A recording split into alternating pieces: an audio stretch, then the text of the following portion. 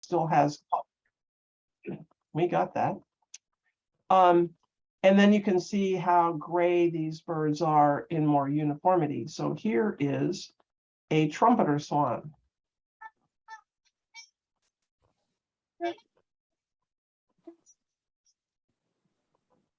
Can you make it louder?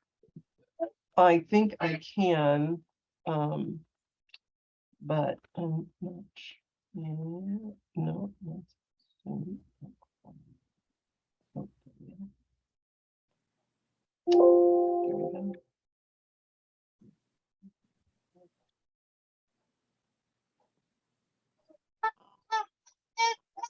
Is that better?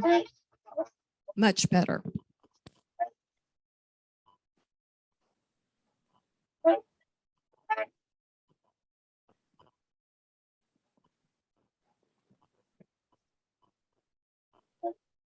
So you can tell the difference of these two species, definitely by their call. A mute swan just makes hissing noises, and it also makes grunts, kind of like a pig, but mostly they're silent. So here are some classic pictures of trumpeter and tundra swans together on, on the top one, on the right, two tundra swans, and on the left, a trumpeter, noting that it's carrying its neck in a classic trumpeter swan hard C shape. And then on the bottom, the two tundra swans are in the front, the two trumpeters in the back, and kind of notice how they might carry their head and necks. And just the size difference alone will tell you something about their two different species. So who's who? So when you're out and about and you're looking, here's just a comparison of adult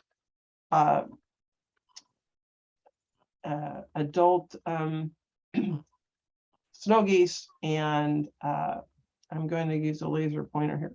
So adult snow geese, juvenile snow geese, trumpeter swans, and Canada geese. And again, here we have the trumpeter swan up at the top, the juvenile snow geese, and different sizes of geese. The Buick swan is, and I put it in because lately we seem to be seeing Buick swans up in the Skagit, and you may see them on Whidbey Island. Here is where they breed up here in the northern portion of the Eastern Hemisphere, and they winter down through here, but they obviously make it over to our side of the pond via this way. So they look very much, they're essentially a tundra swan, but the Eastern Hemisphere version.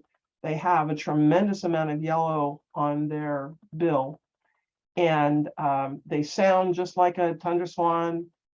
They look like a tundra swan, except for the massive amount of yellow. And the call is, I have to get out of this thing here. I want to escape that. Yes, here we go.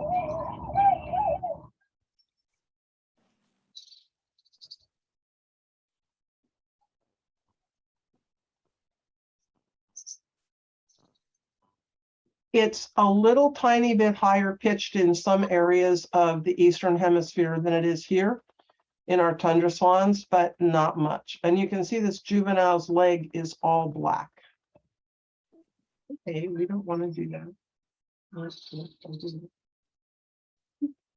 The other swan, and we had one here last year near me, and it came up through the Skagit, and then it was seen in Vancouver during the spring migration. And then I found a record of this same bird that we had here in Monroe, Washington, in the Yukon, up by Whitehorse as it was coming through, and it was a photograph, and it is exactly the same bird. So we know that he started migrating with the trumpeters and continued on, he or she. Some people thought that some of the juvenile trumpeter swans that were out with it were, it had to be a hooper juvenile. But the reality is, no, they were not, because if you look at the bill on this bird, the juvenile on your right, it will have a huge amount of this very white, light gray, where the yellow will come in. And none of the juvenile swans had that. The Hooper swan is a really loud bird and very raucous, very, very vocal, much more so than tundra swans.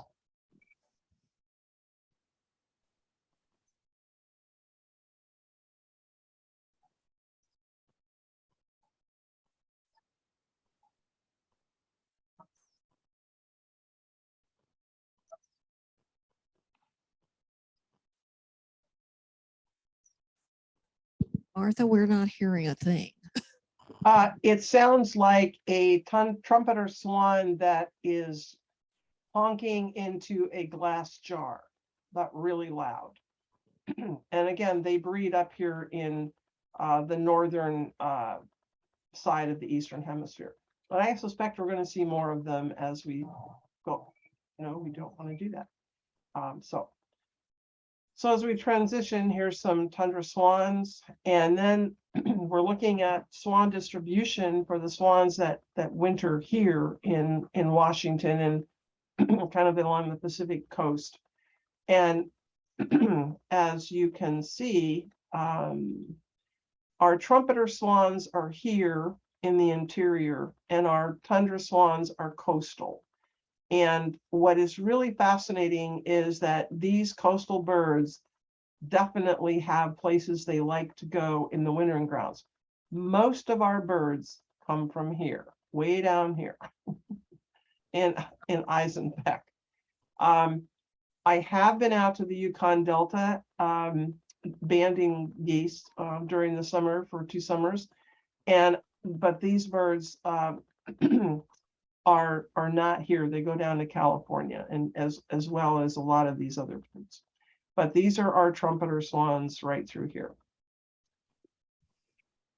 So last year, well, earlier this year, we did the midwinter swan survey in Whatcom, Skagit, Snohomish, King, and Pierce, which is what the Department of Wildlife does every year. And the latest results are that the total number of swans for this county area is 19,481, which is about 2,500 more than we had the previous year. That said, we had 15,300 trumpeter swans and only 523 tundra swans. Now, what does this mean? Well, part of it could mean that some of the trumpeter swans are over the border in Canada and they didn't count their swans this year. So, but basically it means that we have a fairly stable population at the moment for trumpeter and for tundra swans in this county area. But we also did the 5-year swan survey, which means that we also counted in Thurston, San Juan Island, Sumas Prairie, BC, Grace Harbor, Lewis, Clark, Cowlitz, Whatcom, Pacific, and Skamania counties. And I participated in some of those aerial surveys and some of the other ground surveys.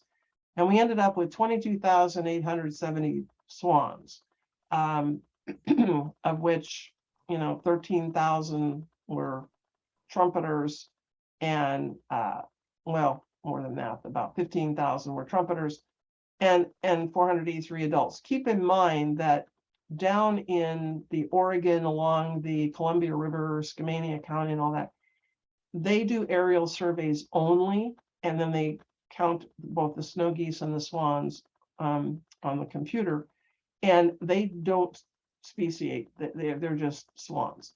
So we have what we know is a fairly stable population of trumpeter and tundra swans. So how do we survey swans? Well, I do surveys probably every 2 to 5 years for the agency in Skagit, not Skagit, Snohomish, King, and East Pierce County. So here I am in the airplane. Here's what it looks like out on the farmland, and we also survey lakes you can't get to. Again, here's some swans on a lake that you can't, there's no car access to it. And a lot of the places in the Snoqualmie, Snohomish Valley, very, very difficult to reach by land. There's just no way. And so we depend on this 5-year survey to help us know where the swans really are and how many. So that's what it looks like. I take photos and I go home and I blow it up like this, and then I start counting. And I can pretty well tell you how many trumpeters there are in this flock. I do ground truthing, but here you can see juveniles. They're kind of dark gray, and the white ones. So it works pretty well to give us the estimates that we need. So here's Washington State, and it's kind of divided down the middle by the Cascade Range. And this side of the mountains is the Pacific Coast population of trumpeter swans, and this side is the Rocky Mountain population of trumpeter swans. And we'll talk about that in a minute. The tundra swans are all one population, Pacific population of tundra swans. So we'll go with tundra swans first. So here is the tundra swan range map. And it clearly shows you that these birds, they breed up in this zone. And the migration is all this zone. And the non-breeding is really coastal. I mean, it's really divided. It does not have, there's no tundra swans in the Midwest or, anywhere in here. There just aren't. But here's what we know from satellite transmitter work. So all of the tundra swans that breed on the north slope of Alaska, every single one, all go to the Atlantic flyway. And they typically go by a point down here on one of the Great Lakes called Long Point. It's a big waterfowl migration area. And then we have some of the birds coming out of the Nome area, and they all go down to Central California, but they go via inland, into Saskatchewan, Alberta. And then we have the Yukon Kuskokwim Delta birds, and they all go down to Central California. And then we have the Bristol Bay birds, which come down here, and we have a few outliers that come down through here. And they pretty much go back the same way. It's really fascinating that the Atlantic drainage, with the Brooks Range being right here in Alaska, and it comes all the way down forming the Rockies. This is the Atlantic drainage, and we are in the Pacific drainage. So here's a typical group of tundra swans, juveniles in the winter, and then eating potatoes out here. You can see the yellow on the lower, the eye being distinct. And now we go into the trumpeter swans. And we have three populations of trumpeter swans. We have the Pacific Coast population, which breeds in Alaska and in Western BC and Western Yukon territory. And then you have the Rocky Mountain population, mostly breeds up here in the Alberta area and a bit up into the Yukon territory. This is the Yukon River, and it is the dividing line. So if any of you next April want to go on a really incredible waterfowl trip, you want to go up to Whitehorse, hey, up here, and go to the Swan Festival toward the end of April, you will see a migration of waterfowl like you have never seen in your life. It is absolutely phenomenal. Ducks, geese, and swans. It's totally incredible. So the Rocky Mountain population is also the one that's in trouble down in our area, in the tri-state Yellowstone area. They're not doing well. The interior population is all reintroduction, and we've been a part of sending birds to a couple of states over the past many years from Northwest Trek and other donations. I've raised them in my backyard as well. And this population is doing really, really well. So we'll just stick here with the Pacific Coast a bit. But we have migration relations that we've uncovered thanks to observant people like many of you out there. So this is British Columbia up here, and here's Washington. And we're going to be looking at right in here of Washington and BC. So when you have Ross Lake in the North Cascades and you have Highway 20, And then you have Osoyoos Lake and you have Omak and the Okanagan. And what we have discovered is the swans that are at Baker Lake, even in the other lakes that are up here in the foothills of the Cascades, in the Skagit, way up there. These birds are not part of the Pacific Coast population, even though they're on the west side, because we now know that they coming down here through these waterways, and they cross over Highway 20, and they come into Ross and Diablo Lake and places like that, winter at Baker Lake and around in here. And then they go back over the pass and continue on to the east side. So they are breeding up through here versus our group, which breeds over here. So our swans feed on natural wetlands, and they tip up and they grab the native vegetation or the aquatic vegetation, arrowroot, smartweed, and duckweed, a lot of things like that, potamogeton. They really like water lily. So they spend a lot of time where we have our natural wetlands and some of our bigger lakes. But the vast majority of our waterfowl now are agricultural dependent. And it's just a fact of life that we've taken over most of the natural areas, including the bays and things of this sort, and altered them a bit. So one of the things about swans in Washington, Western Washington, is that they're dairy dependent.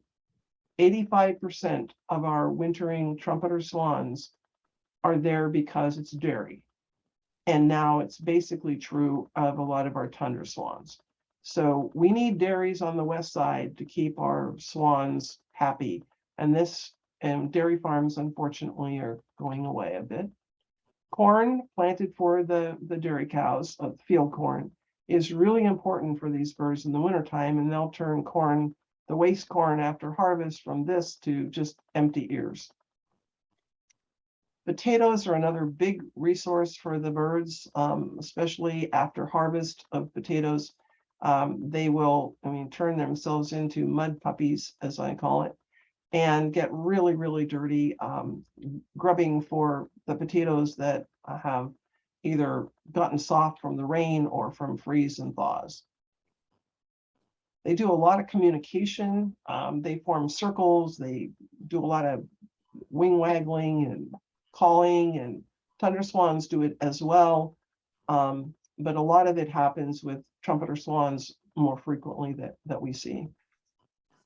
And a lot of interaction. Just keep your eyes peeled when you're out looking at swans. You never know what you're going to see.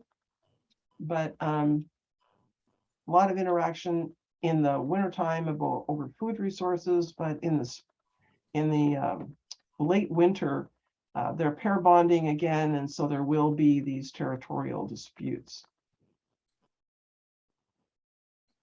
Sunning itself and solar capacity. So I wanted to share something with you about Whidbey Island that I don't know if many of you know about it, but about 10 years ago, I was contacted by the U.S. Fish and Wildlife Service regarding an issue with the Navy and trumpeter swans at their alt field. And the Navy had asked for a kill permit for about 10 swans because apparently they were flying down this runway and over this runway and into the fields right here. And the naval jets, of course, were coming in this way. And they were closing the runway down for between 2 and 4 hours a day. And they were getting very frustrated with this situation. So this is what the Navy tracked the swans doing. And as you can see, a lot of them, they flew way around, and a lot of them right over here. And the Navy just didn't want to lose a jet, and neither did we. So I went out along with a colleague of mine, and what we discovered was that a farmer had planted this field right here in corn. And of course, there's a corn maze here as well, but had planted this in corn. And the swans were pouring into this, and then they were coming into this cornfield as well. And the Navy didn't care about this part. They cared about this part, and they cared about all this stuff because they were also, the birds were were going up to, they were going up and roosting at Cranberry Lake and then flying down the beach and then hitting all of this and then coming down the runway. So what I discovered was if you got rid of this cornfield right here, the birds would all go away. So we had the farmer plow it under, and sure enough, within, I don't know, a couple of days, all the swans were gone and problem solved, and no kill permit was needed. So if you see something at Dagwalla Bay that looks out of place, or you see a lot of swans running around in here, call me because we have a solution for this. So bird watching is really important. People getting out, stay in your car. It's a great blind. Here's a woman and her child looking at some swans.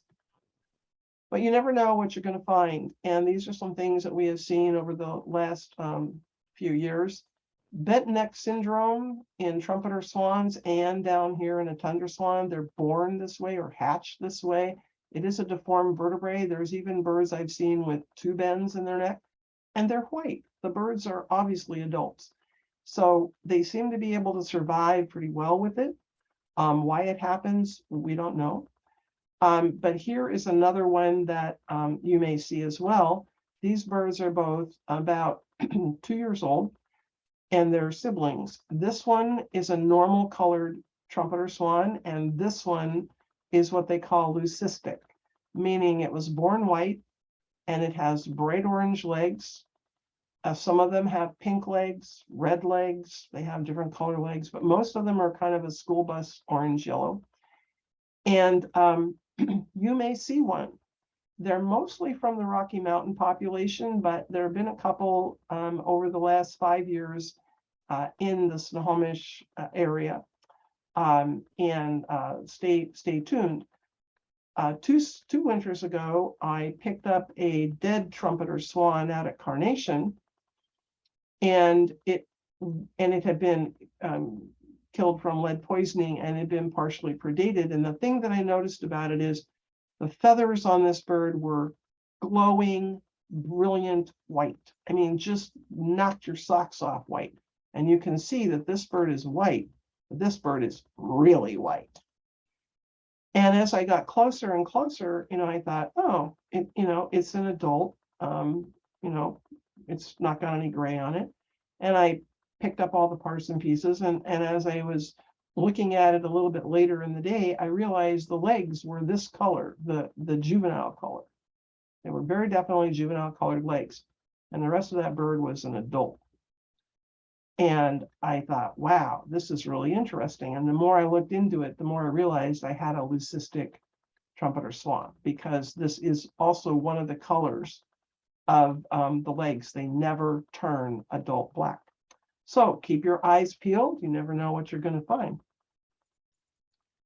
Wildlife harassment is a biggie. I'm sure you've seen it before, but paragliders are really becoming a problem, especially in the agricultural areas.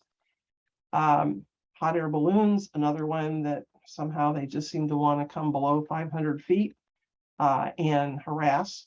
And then you have kids on motorbikes going straight into the swans. All of these people got a talking to, and I assure you they will never do it again. We had professionals go out and talk to them, either WDFW enforcement or the sheriffs. And just keep in mind, if you see something, say something. There is there is a poaching hotline, and there is a way to report this. And then birding etiquette is another one that more and more I see kind of getting violated, even by well-meaning people. He forgot there was a no trespassing sign over here. He's walking toward the swans. They're now getting up and walking, and he told me, I'm just taking pictures. And I don't care if you're taking pictures or you have a spotting scope. You need to stay off private property, and you need to understand that if the birds are moving away from you, you're too close. No bird disturbance, please. Everybody will really appreciate it. Well, migration begins to happen out of here sometime in mid-March, late March. And it can take as long as early May for some of these birds to leave. And it's all dependent on weather in the north. So Alaska is where our birds nest, both our trumpeters and our tundras. And this is the tundra swans up in Alaska. This is out on the Yukon Delta National Wildlife Refuge, and because that's where I happen to be. This is, again, the Yukon Delta. You can see the vast amount of water out here on the tundra. Most of this is tussocks like this with water in between everything. The highest vegetation comes maybe halfway up to your knee, maybe. And then they nest out here on that tundra by taking vegetation and pulling it together. And they usually lay anywhere from 2 to 6 eggs. And after about 31 days, we have a hatch of tundra swans, and here they are, cute little kids. They look very much like trumpeter swans at this age, but they do grow up to be wonderful tundras. And then we're going to go interior because the tundra swans are mostly, yes. Can you hang on just a second? For some reason, it says that you have started screen sharing and it's doing this right now. Don't know what's going on. We're we're talking. You want me to talk? Can you see the screen? No, we can't see the screen. You want me to stop share and Why don't start? you stop sharing the screen and then start it again? Okay, I can do that. Does that work? Oh, it's only us. We can't see it. It's only you. Okay. I see it. Yeah, Well, it's a beautiful You picture do? of the Minto Flats area, 35 miles west of Fairbanks. As the birds fly, you can't get there by car, but this is where I spent a summer. It's an amazing place, hundreds and hundreds, thousands of acres, hundreds of square miles of wetland forest. And trumpeter swans love this area. They breed in here very heavily. Okay, so I now need to, and now, We can hear you. now my screen is frozen. So I'm going to stop share for a moment again. And That's fine. and I'm going to start sharing again.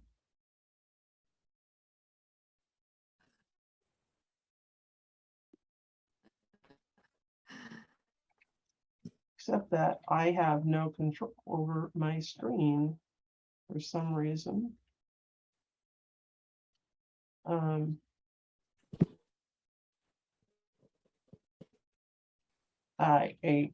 there we go. Yes. Okay.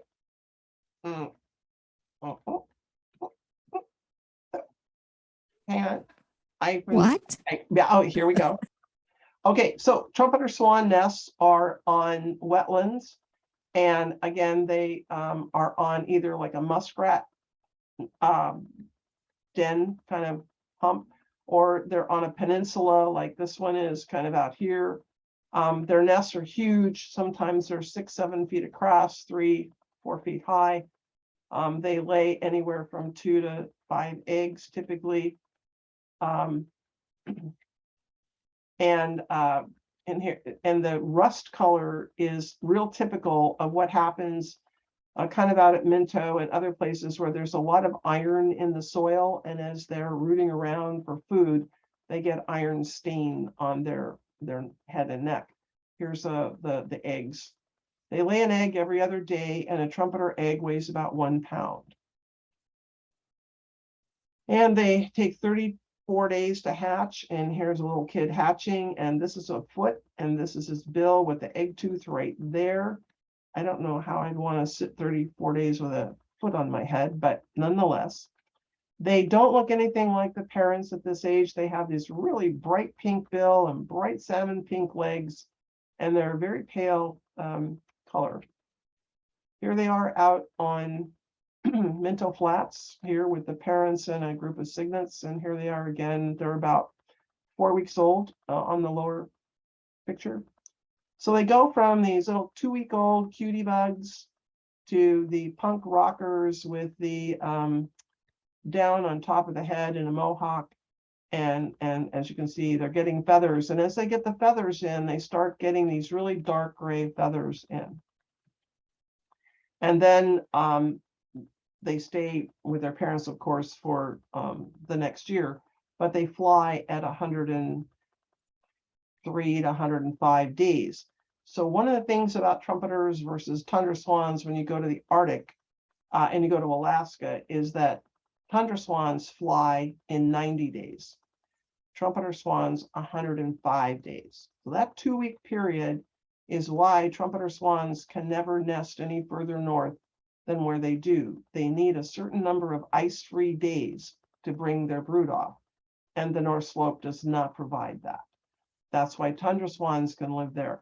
But we do know that with the global warming, that trumpeter swans are now nesting farther and farther north up in Alaska, not by hundreds of miles, but certainly 50 to 100 miles. They've moved north in terms of their nesting.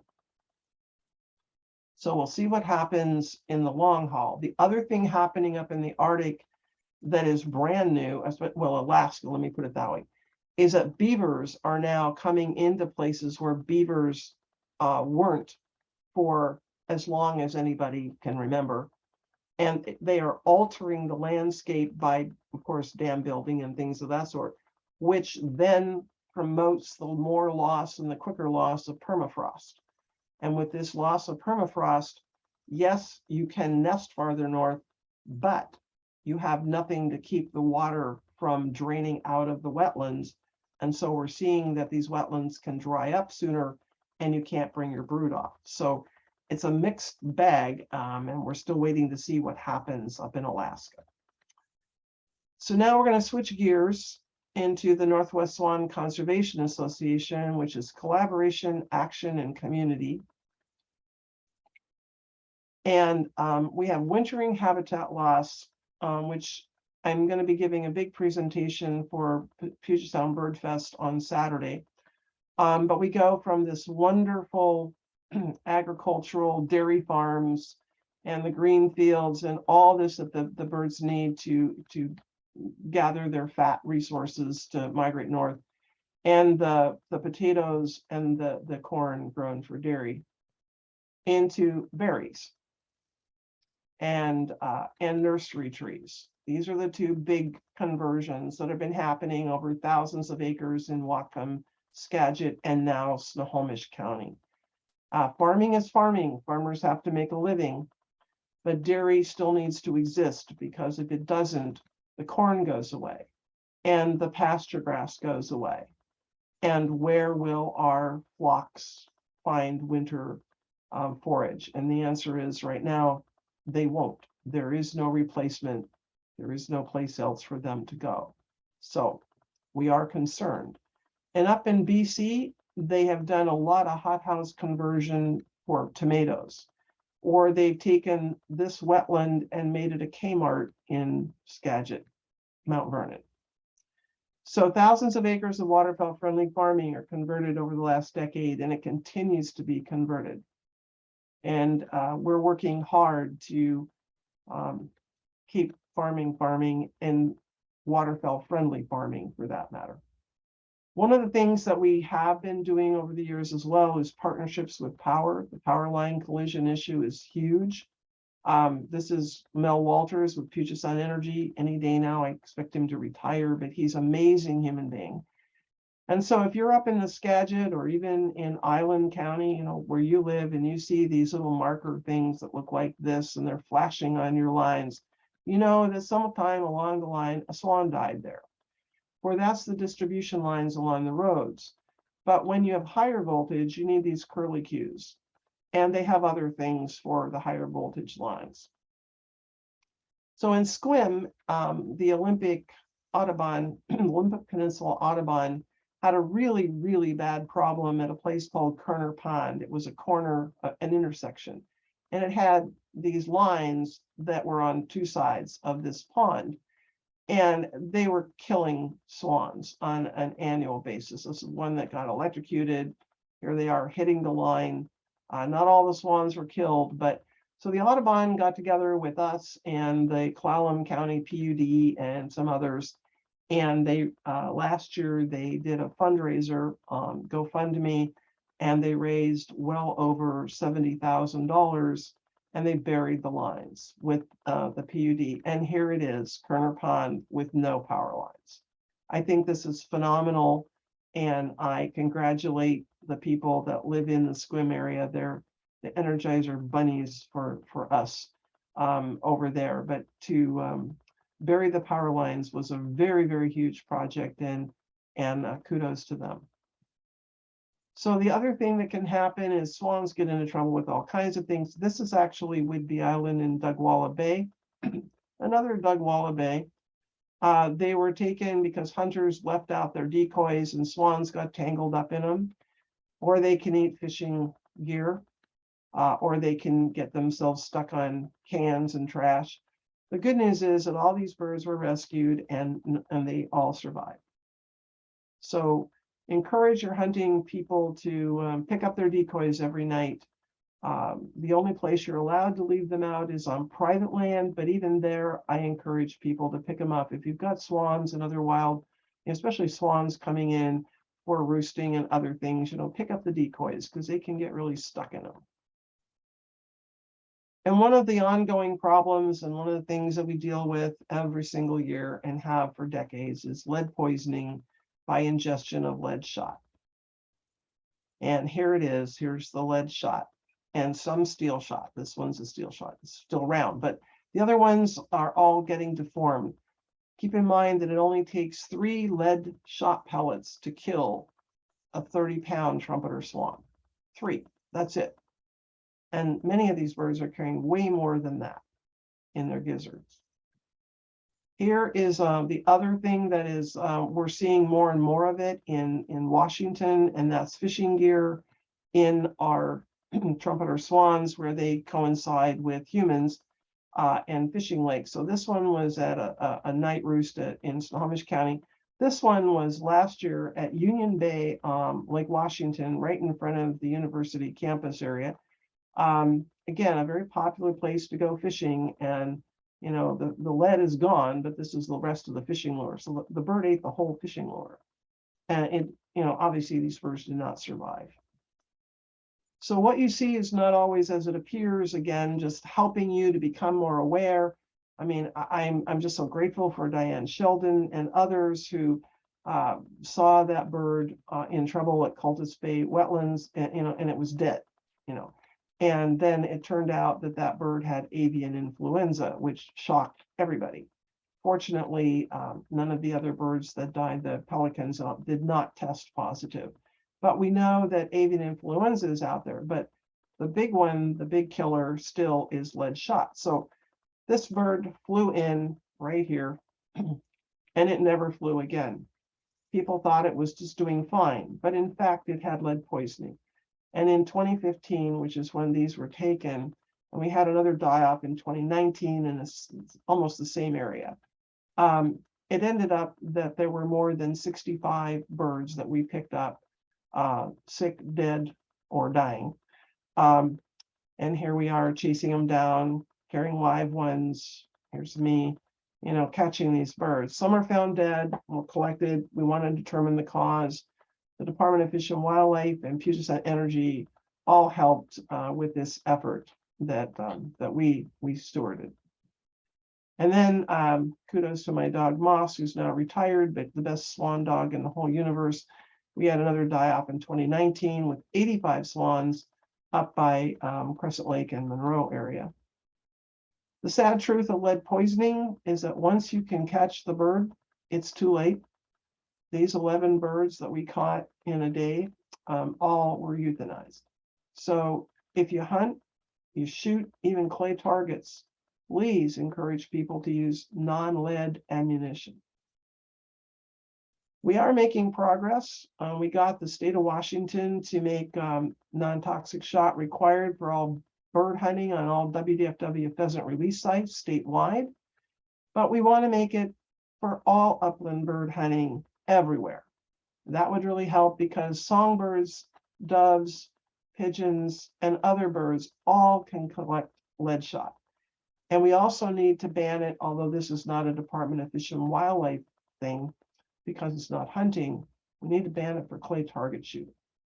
So the next thing we're going to be, and we are continuing to work on, is eliminating the use and sale of lead fishing sinkers. Less than an inch, less than an ounce, will save the lives of loons, swans, and other waterbirds. So this is becoming very much a thing, especially in the Midwest. And California has done a lot of banning of lead ammunition and some fishing stuff. We need to do a lot more for our birds. The Polshooks are doing a lot of work with loons here in the state. So if you shoot, use only non-lead shot for all uses. That's hunting, target shooting, and dog training. If you fish, use only non-lead sinkers that are less than an inch and less than an ounce. And join our organization, become a member, and support our native swans. And together, we can gather around and have conversations, and collectively, I think we can move forward. And Whidbey Audubon and others on Whidbey are leaders in this. You guys have been doing a great job. And more swans are going to be coming your way, I assure you. So, any questions?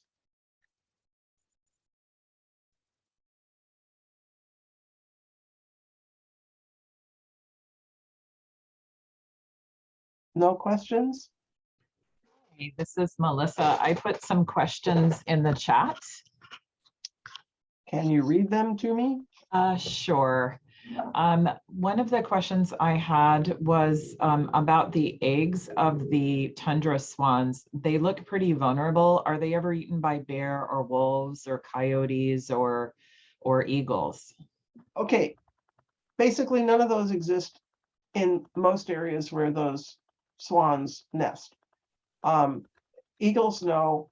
Coyotes are not out there. Bears occasionally are there. Mostly it's going to be foxes. And you're also going to have avian predators like skua and Jaegers and birds like that. But the fox is the one of the main predators. I mean, I've been out in an airplane out there, and we watched a fox trying to get the eggs and the bird itself of emperor goose. And I'll tell you, the fight went on for about 10 minutes. Of course, the fox did eventually win, but foxes are a known predator. So yeah, avian predation is pretty much that with the foxes. And up in the Arctic, you know, on the North Slope where you have the tundra swans, occasionally you'll get a bear in, but not so that you'd notice. But again, the owls are going to predate on the youngsters, but they predate on everybody's youngsters. And again, the skuas, the Jaegers, and birds like that. But out on the Yukon Delta and places like that, occasionally you'll get a raptor coming in, but they're not common out there. Also, I've noticed on Cranberry Lake at Deception Pass, it seems like the swans hang out with the mergansers sometimes. Could you speak to swans hanging out with other species of birds in your experience? Swans will hang out with a lot of things. Nothing surprises me anymore, especially around here where you have different places that swans will find that they like to hang out and have a roost site. So yeah, they hang out with mergansers. They sometimes hang out with Canada geese. They really don't hang out with snow geese very well. They will interact on an occasional basis. In my one of the things that I do notice in the wintertime is you can have like 15,000-20,000 snow geese in a field with maybe 50 swans. And all of a sudden, the snow geese will take off in abject terror because obviously a bald eagle has come through, and the swans are standing around going, "Oh, okay, yep, that's an eagle. Okay, keep eating." The swans don't do anything. And then you go around the corner and you find that the eagles were successful killing a couple of geese, and they're busy eating them. The swans just don't care about bald eagles unless they're sick or injured. The swans just don't care. They ignore them. They'll even peck at them if they're walking in the same field. But I don't see it. Trumpeter and tundra swans, they do hang out with other waterfowl. On the Bob Hierman Wildlife Park, during the height of the season, when they're coming in at night for the night roost, you'll have 400 to 800 swans, about 500 Canada geese, a few thousand ducks, and coot, and other things that you can see swimming around, but you're not sure what they are because it's dark. So they will hang out, especially on a night roost, which is what Cranberry Lake is. Could you have eastern tundra swans been sighted on Whidbey? Not that we know of, and I'll tell you why I can say that is because how would we know? Unless you band swans with a neck call in a neck band, we're not going to know. Now, we do know that some back in the early 2000s, when the big die-off happened up at Judson Lake, and we were losing hundreds of swans a year to lead poisoning, and there was a huge team, of which I'm still on the team, and we were picking up a lot of sick, dead, and dying birds, and we were monitoring birds. They did collar about 250 swans, of which about 10 were tundra. And one of those tundra swans ended up on the East Coast about 8 years later. Now, don't ask me how that happened, because you saw the maps of the differential, but it did end up on the East Coast. We have also had marked trumpeter swans over the years end up in Montana and Idaho and Utah. And we have had the Rocky Mountain population marked birds from that zone over there in the Flathead over here. So we know that there is an interchange. Where does that interchange happen? In the trumpeter swan, it likely happens at Whitehorse, where if you veer off to the right, you're going to go east of the Yukon, and that's going to take you into the Rocky Mountain population. So maybe the tundra swan veered off as the migration was coming through from eastern Washington in the migration of the tundras. And somehow, they land there at Whitehorse as well. And that's where I think this interchange can happen. But how did it happen that it went all the way to the East Coast? I don't know.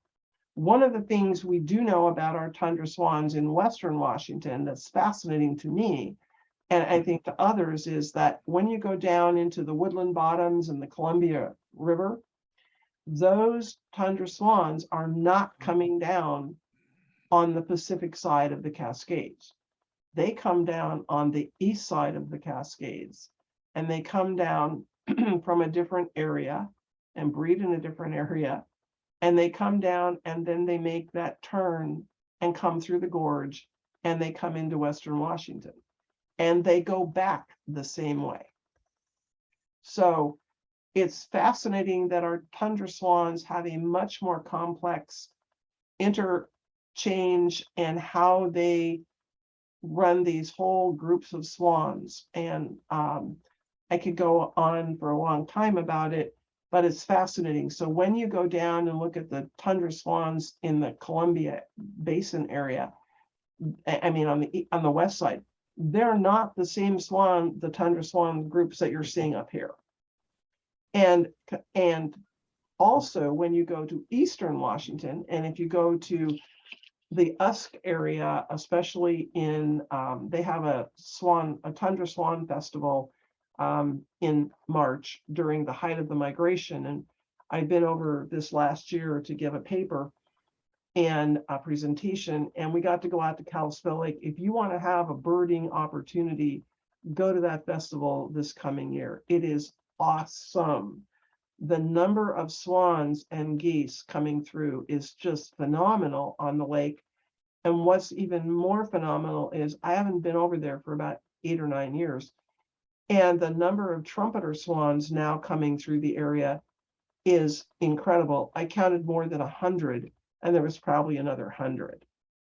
And 10 years ago, there was none. So the trumpeter swan is making a great comeback in the Rocky Mountain population and doing really well, at least in Eastern Washington.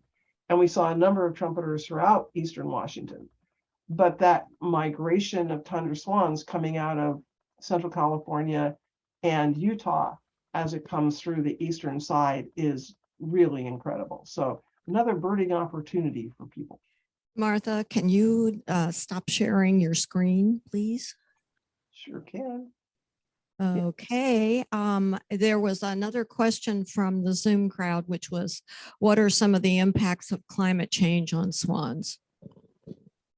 Well, I think one of the biggest ones that's still kind of unknown is what's going to happen with the Alaska breeding grounds with the permafrost and the fact that it's not holding in a lot of places now where it was before. And with that loss of permafrost, you're going to lose the surface wetlands because that's what held them together. So are we going to see trumpeter swans moving farther north and the southern boundary will start moving north? We don't know.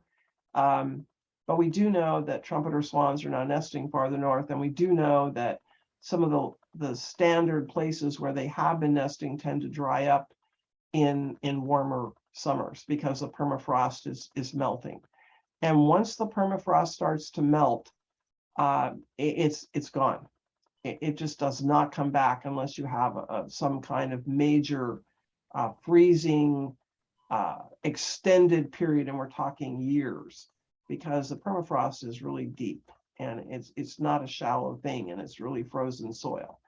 And the more that you put in any kind of road, or you put in any kind of vehicle kind of traffic or whatever, you've got a problem, because that just creates more problems for permafrost.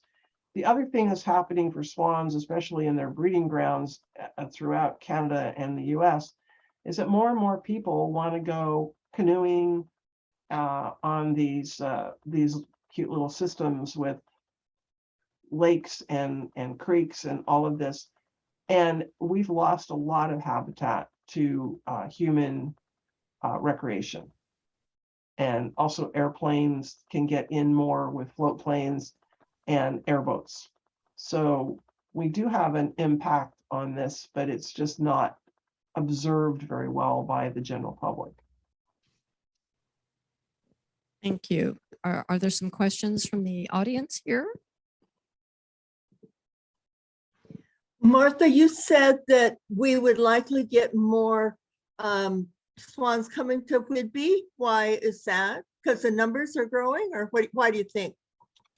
The birds are shifting around, and we've kind of noticed that Whidbey is they're coming into Whidbey and staying. We also noticed that trumpeter swans are now moving down into Thurston County, Pierce County. Anywhere there's a corn maze, they seem to find it. So, you know, they love the Halloween corn mazes. I think that shifting use.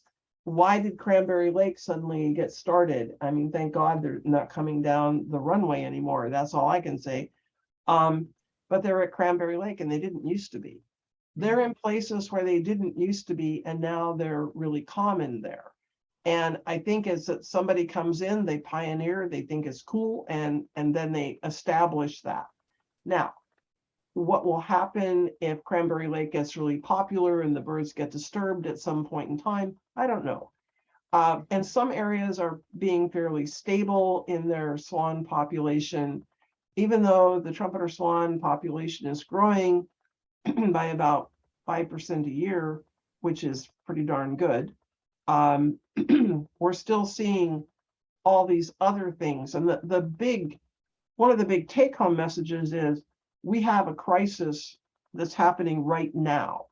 And I think that that's what you're also seeing is the loss of waterfowl friendly crops in the big valleys, like the Delta in BC, the Skagit, Whatcom County, Snohomish County. They're all going to berry farms, or they're going to housing developments or wineries. These kinds of things are happening. And so there is fewer and fewer acres of waterfowl friendly farming, fewer dairy farms. If you go look at Whatcom County, 1,000 acres was sold. Dairies disappeared, and whole swaths of land that used to hold more than 1,000 swans every winter are now berry farms or wineries. Wow. So with this shift, and you look at the ever increasing number of snow geese, which was exponential, and that's a whole nother program, coming out of Wrangell Island. We now have about 150,000 snow geese that are probably going to be descending on the Skagit Fraser system. There's not enough winter habitat for this. And then you add the swans in. Well, the swans just kind of move out and they kind of go different places because they can go into a lake or they can go into a smaller farm. The snow geese, not so much. And so a lot of our snow geese have actually migrated east of the mountains because of a lot of issues. And so this loss of our agricultural waterfowl friendly farming is something that I really want as a take-home message for every birder out there, every person who cares about birds. And I don't mean just swans, but swans are the icon. They're the canary in the coal mine, if you will. If we don't keep our farmers farming waterfowl friendly crops, we are in deep trouble with our waterfowl. Very, very deep trouble. So it's happening. And so it behooves all of us to get a more global view of how we can keep this waterfowl friendly farming happening. Carol has a question. Carol, do you want to speak up your question? I think my question was answered because I was interested in more impacts from climate change, particularly drought, and I think that's been answered. Thank you. And one of the things that impacts Washington state like no other state is that we have an overlay of salmon rules and regulations. And sadly, the real truth is some of the salmon restoration efforts are not successful for salmon, and they are still detrimental for waterfowl. So I can name a few. Some are good and some are not so good. So we have to really look at this as a balance so that we don't get salmon centric and start losing even more farms and more waterfowl habitat. So how do we keep that balance? And that's one of the things that our organization and I personally have a keen interest in. So and Whidbey Island still has a lot of rural ag land that supports good waterfowl populations. So, this is good. Thank you so much, Martha. We really appreciate all of the information. I'm sorry I couldn't be there in person, but life happens when you're making other plans, as they say.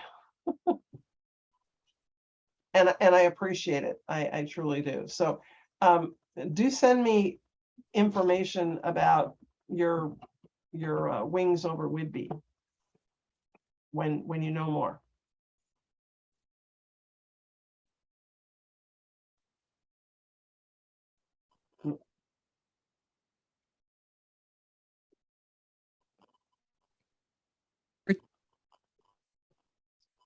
Somebody's freaking up. I guess we're going away.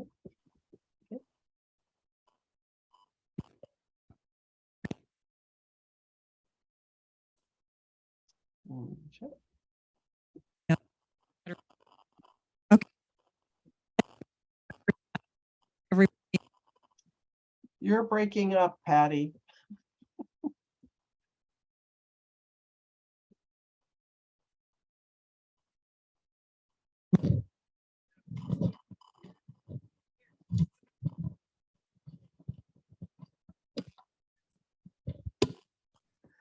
Thanks a lot, Martha. I'm sure I speak for a lot of people. Great presentation.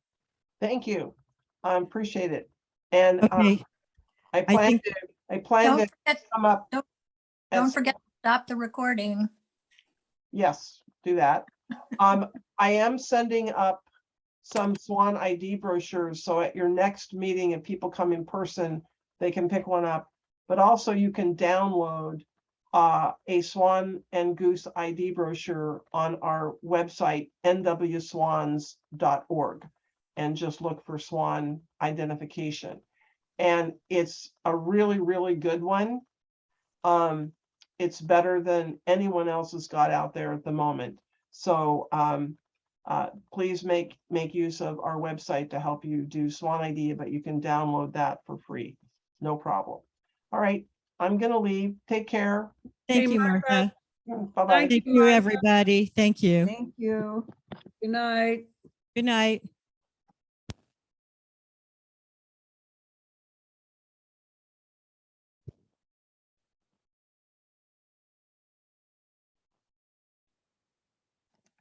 Stop the recording.